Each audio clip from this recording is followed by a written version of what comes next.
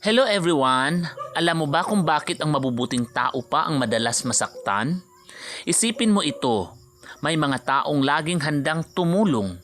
Laging nandyan kapag may problema ang iba at ginagawa ang lahat para mapasaya ang kanilang pamilya at mga kaibigan. Pero nakakagulat, sila pa ang kadalasang nasasaktan, napagkakaitan o napagkakamalan. Minsan, mapapatanong ka talaga, bakit ganoon? Bakit parang hindi patas ang buhay? Pero narito ang isang bagay na natutunan ko.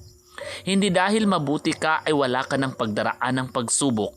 Sa katunayan, ang mga pagsubok ang humuhubog sa mabubuting tao para lalo silang maging matatag. Ang ginto ay dumadaan sa apoy bago maging mahalaga. Ang diamante ay nabubuo sa ilalim ng matinding pressure at ganoon din ang tao.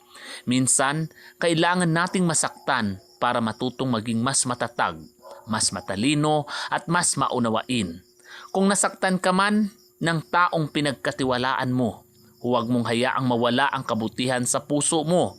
Kung napagod ka na, kakatulong sa iba pero parang walang nakakaalala sa iyo, huwag kang mawala ng pag-asa dahil may isang bagay na hindi kailanman nasasayang, ang kabutihan. Maaaring hindi agad bumalik ang kabutihang ginawa mo. Maaaring hindi mo makita ngayon ang bunga ng lahat ng sakripisyo mo.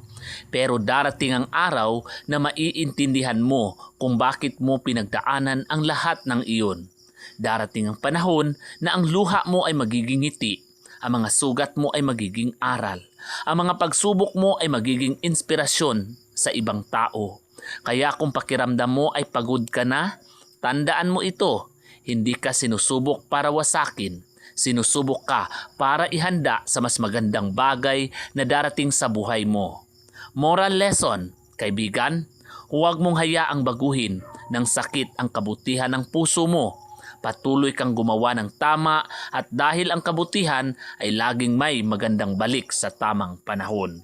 Salamat kaibigan. Bye everyone. Ingat ka lagi.